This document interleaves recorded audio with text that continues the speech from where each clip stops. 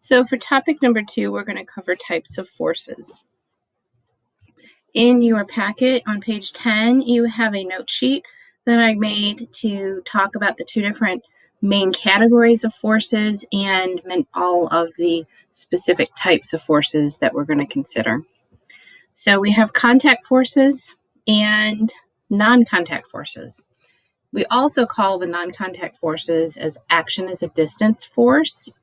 Depending on what website or what thing you're looking at, you will see both non-contact as well as action at a distance referring to the same types. So for contact forces, those are just like they sound like. So they result when you have 2 interacting objects that are actually touching. Action at a distance are forces that result when the 2 interacting objects are not touching. So contact forces are applied, friction, air resistance, normal, buoyant, spring, and tension. In action at a distance, there are 3. It's gravity or gravitational force, magnetic, and electrical. So the first force is applied force, and we abbreviate that with FAP. So that's a force applied to an object by another person or another object, and they have to be physically touching. So an example would be a person pushing a book across the table. Friction force is the force exerted by a soft surface as an object moves across it or makes an attempt to move across it. So you can have friction occurring even before the object starts moving because the friction actually is going to oppose the motion of the object. And if you don't have enough force to overcome the force of friction, the object will not move. So the frictional force depends on the nature of the 2 surfaces and the degree to which they're pressed together. We can have things that are really high in friction, like really, really rough sandpaper, or we can have things that don't have a lot of friction, like ice. Friction can be reduced by making the surface smooth or coating the surface with a liquid, like maybe a lubricant, which is commonly done in our automobile engines because when you have the metal parts rubbing against each other, they're going to heat up. And if you get a spark in your engine block, that's not going to be a good thing. So we use oil and other lubricants in the engine in order to minimize the friction so it doesn't heat up. So solids exert friction, but liquids and gases can also resist motion. And the most common one is air resistance force, and that's abbreviated as F-air. So it's a special type of force that only occurs when objects travel through the air. So you will notice it more significantly on the days like we have these really windy weather and you go try to walk outside and the wind is either preventing you from moving forward as easily or it might be pushing you from behind. So when we have a lot of windy weather, you really notice this air resistance, but depending on the object and the speed it's moving and how large it is, you are going to have different levels of air resistance.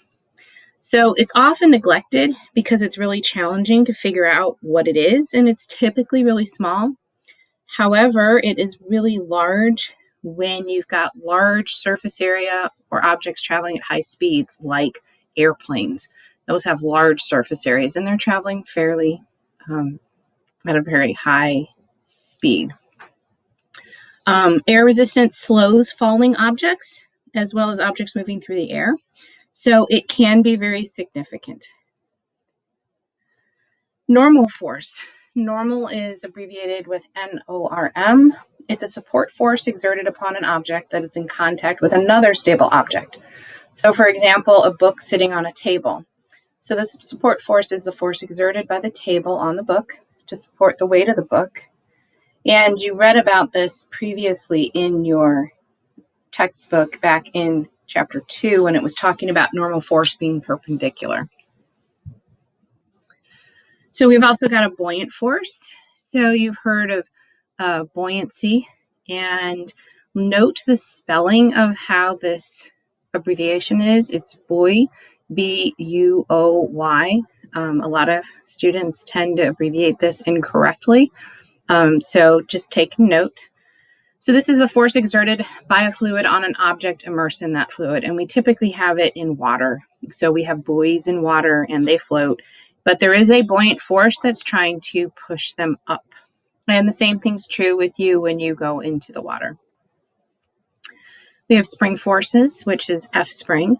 The force exerted by a compressed or a stretched spring upon any object that's attached to it. So only when you have a spring are you going to find a spring force.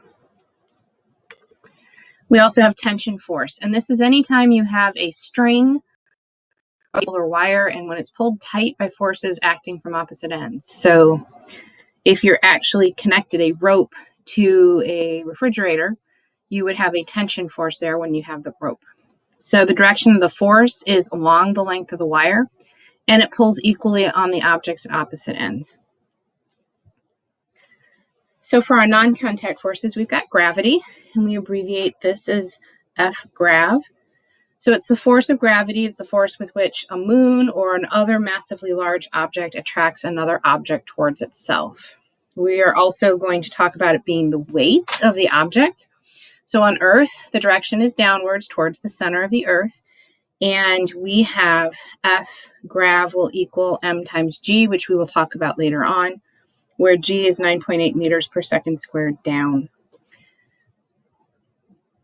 The next force is magnetic, and we abbreviate this as MAG, and that's the force exerted by magnets. And the next one, the electrical force, is the ELEC, and it's the force exerted by electrically charged particles or objects. So typically I ask all the students to memorize this because we quiz on this because we're going to use it a lot as we're moving forward. So it is important for you to become fairly familiar with these and the abbreviations so that you are able to do the problems with these and recognize them. So for the next homework assignment, I'm going to have you look at the article, which is on magnetic, electrostatic, and gravity forces, which are everyday forces, and answer the questions that are in your packet on page 15.